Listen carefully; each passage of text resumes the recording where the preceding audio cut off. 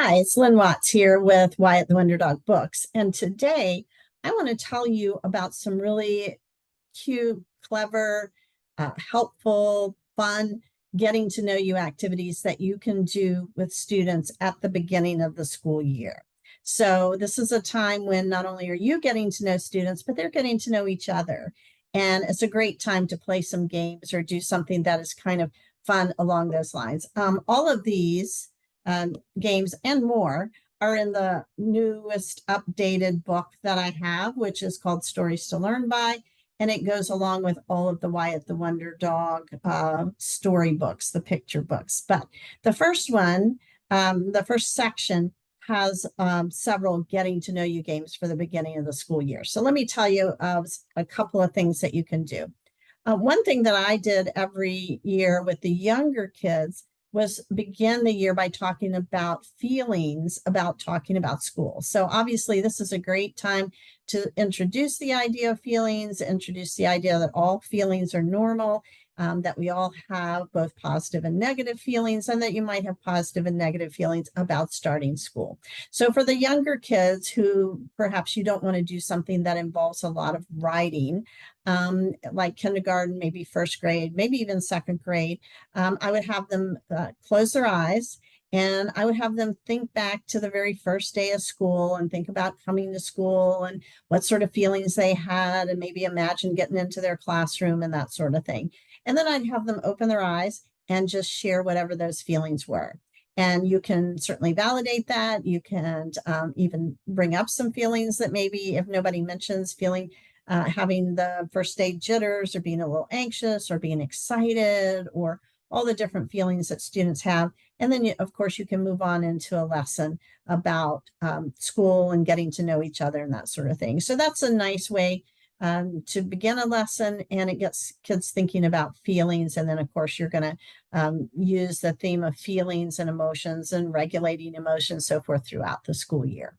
Another really favorite activity or game that I played with older students, and they do need to be able to write and probably at least spell things well enough that you can read it, involved using index cards.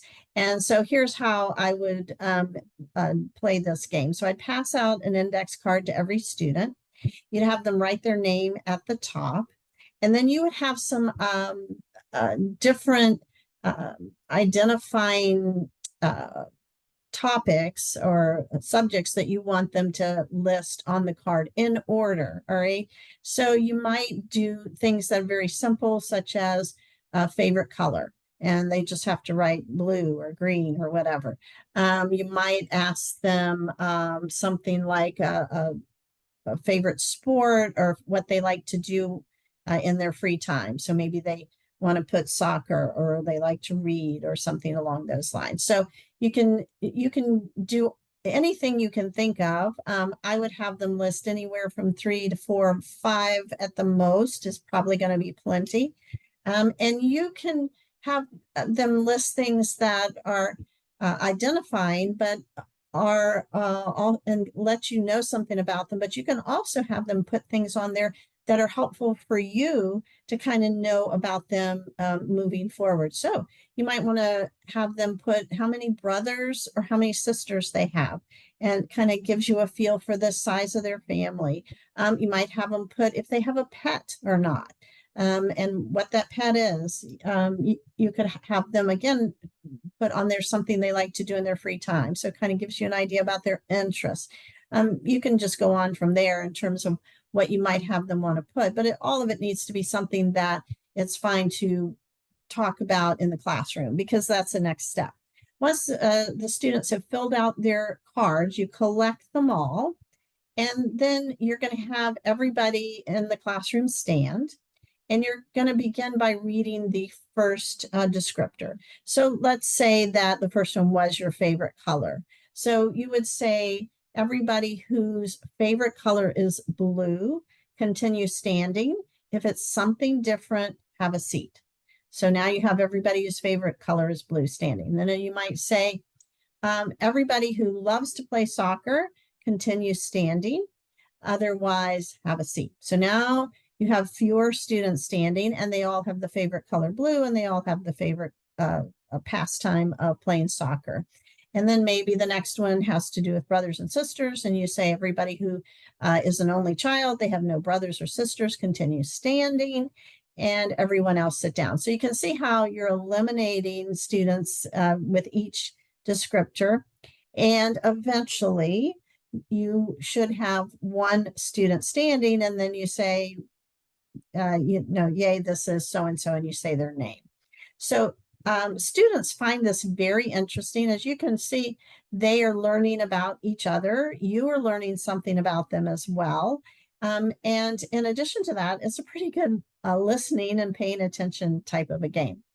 Another way that you can use those same cards, and I will say doing that particular activity takes, depending on the size of your class, can take quite a while. If you try to get around to every student, of course, everybody wants to be that last person standing, you read their card, it can take the better part of 30, 45 minutes to get through that, especially the part with them writing on the card, depending on how old they are.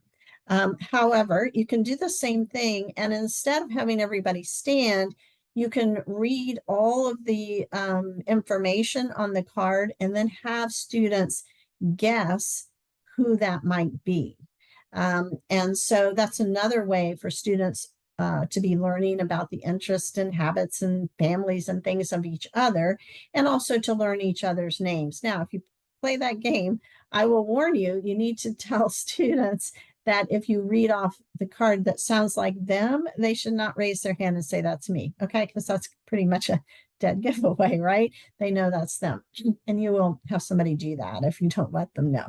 So those are some really great getting to know you activities and games that you can play within the first few meetings, classroom meetings that you have with students. And I think it's a great way for you to begin getting to know them and for them to get to know each other. One last thing, once you have all those cards, I would keep them. And then the next time or next few times when you're in the classroom, you can use those cards to call on students. So, you know, when you're doing your discussion, you're asking questions, and the same students over and over raise their hands, and you kind of get to know them, but you don't get to know anybody else in the classroom. It's a great way just to pull out a card at random and ask a question and say, you know, call on that person and say, can you answer that? So it helps. There's a lot of different ways that you can save those cards and use them in upcoming lessons. One thing about that, though, if you do that and you do it consistently in the classrooms to use it to call on students, you do need to update those cards if there are new students who come into the classroom. Otherwise, you never obviously call on them. They don't ever get a turn to answer a question. So lots of different ways you can use that activity. And I wish you a lot of luck as you use these games and activities to get to know your students and for them to get to know each other. Thanks for listening.